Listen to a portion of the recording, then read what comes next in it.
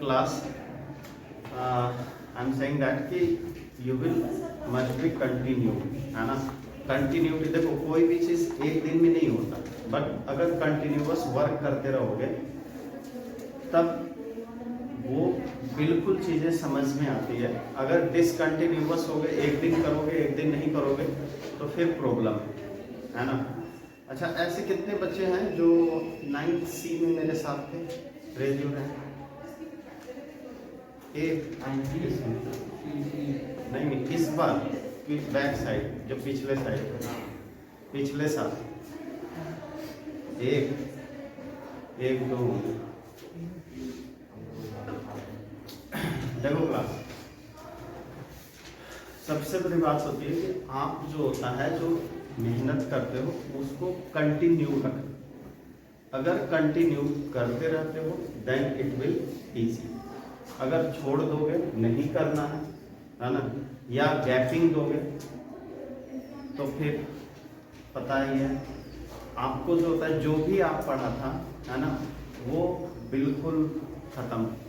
एक दिन में अगर जो कोई भी काम करते हो ना, एक दिन बिल्कुल ध्यान लगा के, तो वो चीजें 7 दिन तक याद होती है ना, 7 दिन तक याद रहेगी। किसी का भी जो होता है, एक बार भी अगर एक नजर से भी अगर जो देखते हो तो वो चेहरा 7 दिन तक याद रहेगा। और मेहनत करके आप क्वेश्चंस कर रहे हो तो डेफिनेटली माइंड का ये सेट होता है कि 7 डेज तक रिमेम्बर रखेगा, है ना। 7 डेज से के बाद वो धीरे धीरे भूलना शुरू कर देता है। अगर 7 डे, ठीक 7 डेज के बाद अगर उसको फिर से एक बार री कर दो, है ना, तो अगले 14 डे तक वो बिल्कुल जो होता है भूले नहीं जा सकते।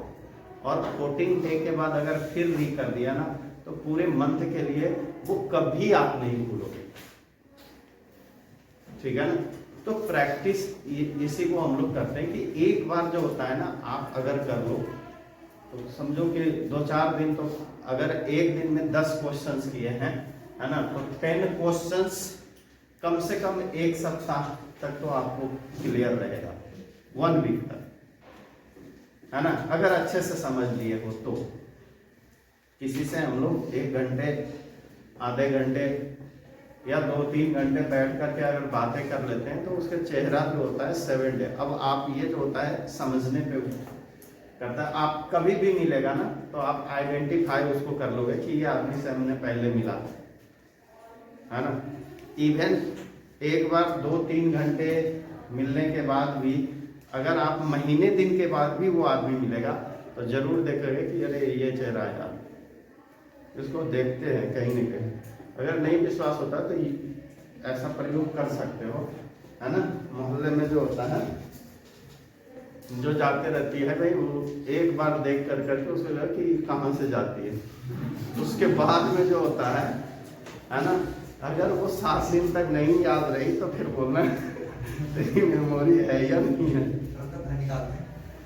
तुम घर में ठीक है, तो बेटे है ना, ढंग से जो होता है कोई चीज एक बार अगर पढ़ लो ना तो 7-8 दिन तक तो क्लियर रहता है, लेकिन 7-8 दिन के बाद अगर उसे री कर दो, है ना, तो वो पूरे 14-15 डेज तक क्लियर होता है। अब सोचो कि थोड़ा सा मेहनत करोगे तो 3 महीने की तो बात है। एक क्वेश्चंस को, एक चैप्टर को 2-3 बार अगर रीड कर दो तो 3 महीने तो पार लग ही जाएंगे, है ना। So I request to all of you, please focus on your study, है ना। Just forget each and everything what are you thinking day to day your life, है ना। जो भी अभी आप सोच रहे हैं जस्ट फॉरगेट इट। और हम लोग कंटिन्यू करते हैं अपने सैंपल पेपर पे। सैंपल पेपर का जो होता है क्वेश्चंस में हमने जो होता है 32 तक कर दिया था, क्वेश्चन नंबर 33, है ना, क्वेश्चन नंबर 33।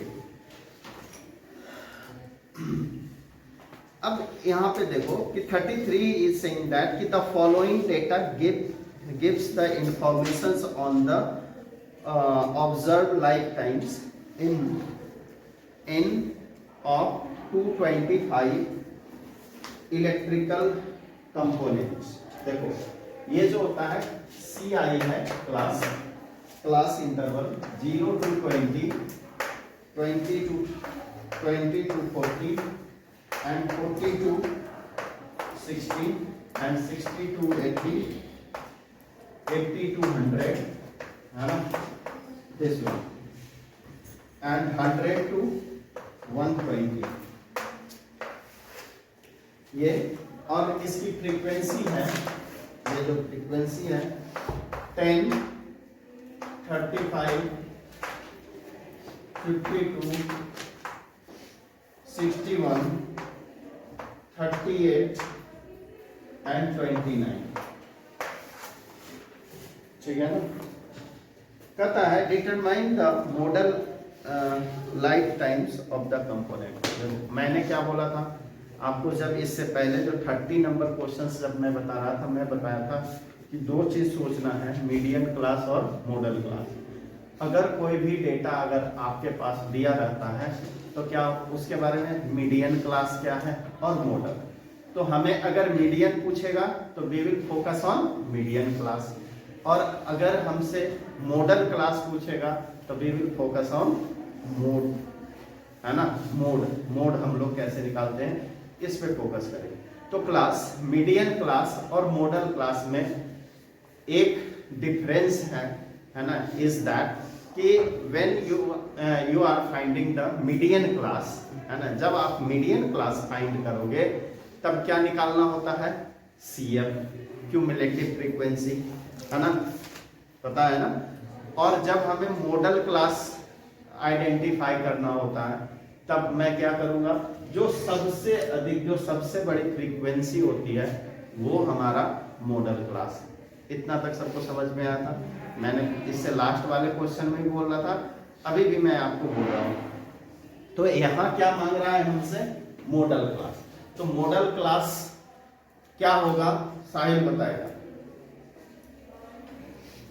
मॉडल क्लास क्या होगा साहिल?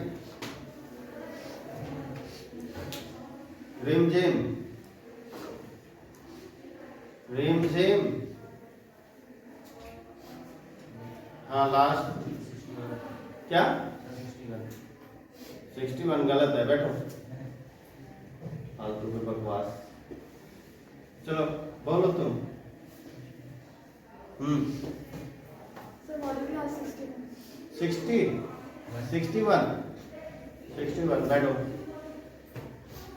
और कोई बताएगा? तुम last, next, last, first, second, last. Model class हाँ, चल 61 बोल रहा है, सब मान लेता हूँ कि 61 मैंने अभी बोला था ना शायद, है ना, बोला था ना। समझ में आ रही है मेरी बात? नहीं आ रही है? यस या नो में जवाब चाहिए मुझे। नहीं आ रही है? मॉडल क्लास हम लोग उसी को कहते हैं जिसकी फ्रीक्वेंसी सबसे अधिक होते हैं। किसको कहते हैं? हाँ, सबसे ज्यादा होती है। तो सबसे ज्यादा फ्रीक्वेंसी इस डेटा में किसकी है? किसकी है? मैंने तुम लोग से नहीं, मैं पूछ रहा हूँ, जिससे को मैंने बोला उसी से पूछ रहा हूँ। हाँ 61। तो हमारा मॉडल क्लास क्या होगा? मॉडल क्लास क्या होगा? मॉडल क्लास 61 होगा। ये तो 61 फ्रीक्वेंसी है।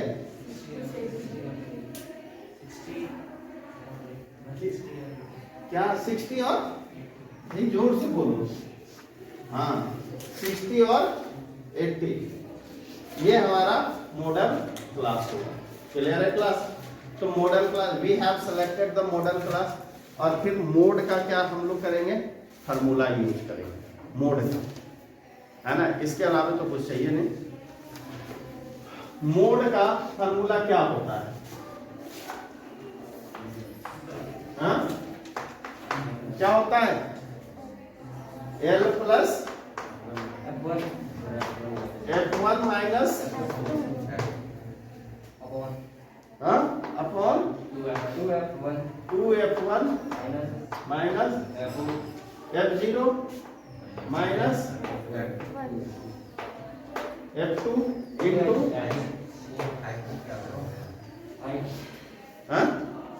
हाइट। हो गया? अब बताओ L क्या है 60 है ना, लोअर लिमिट 60। F1 किसको कहते हैं, किसको कहते हैं 61 minus F0 52 2 into 61 minus F0 क्या है 52 और माइनस 38 इंटू कितना होगा 20। चलो कैलकुलेट करो फटाफट निकालो, है ना।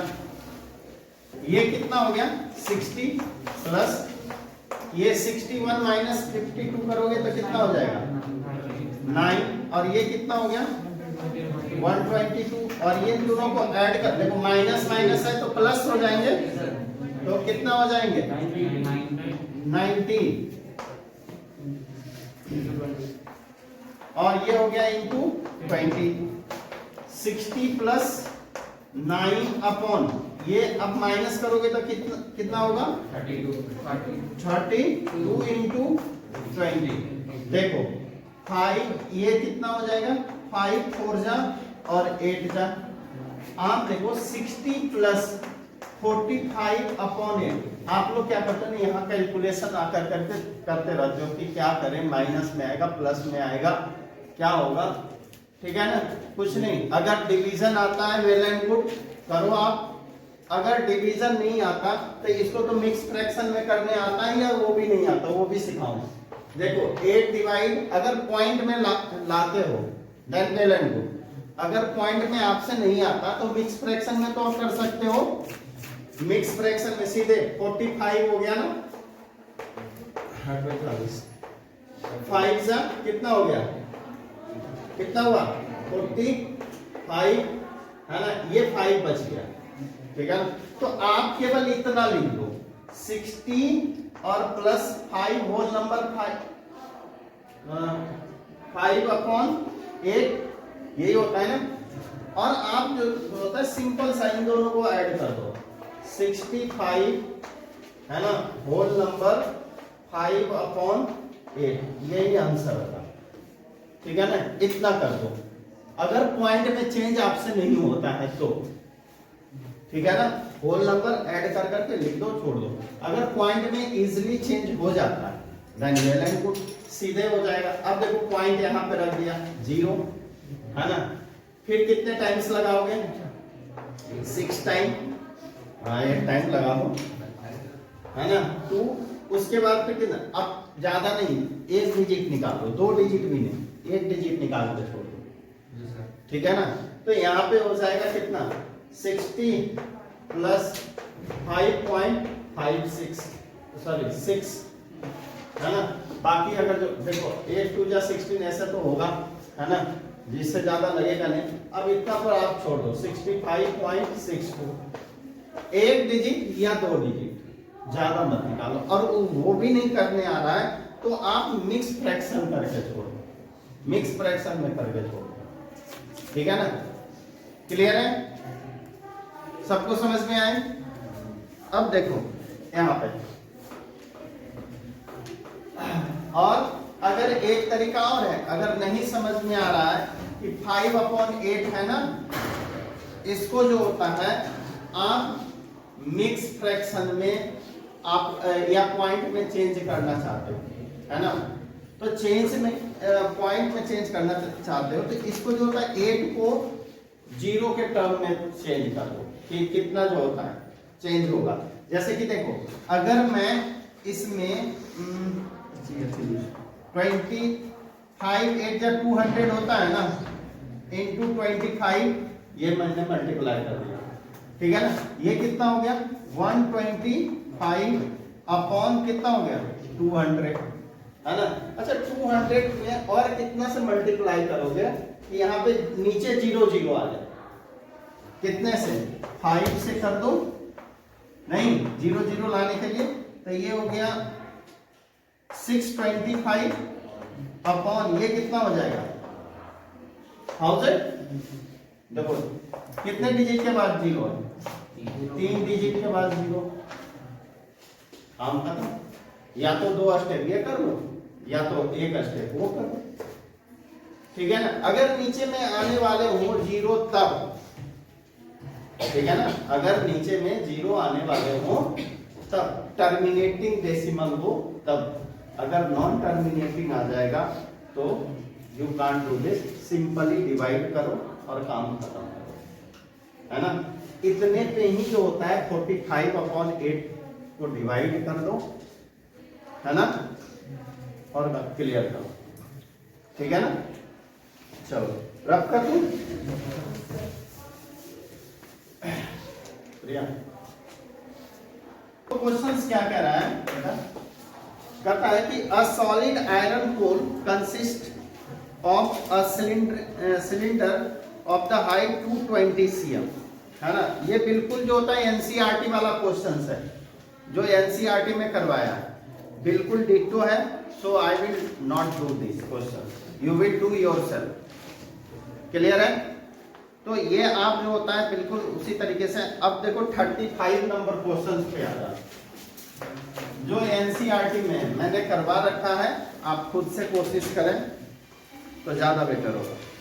कहता है from an aeroplane vertically above a straight horizontal plane the angle of depressions of the 2 consecutive kilometer stone on the opposite sides of the aeroplanes are found alpha and beta, so that देखो कहता है कि from an aeroplane vertically above the straight line, एक जो होता है vertically above है straight line, ठीक है ना, और यहां से 2 ऑब्जर्वर है, ठीक है ना, यहां पे प्लेन चल रहा है ना।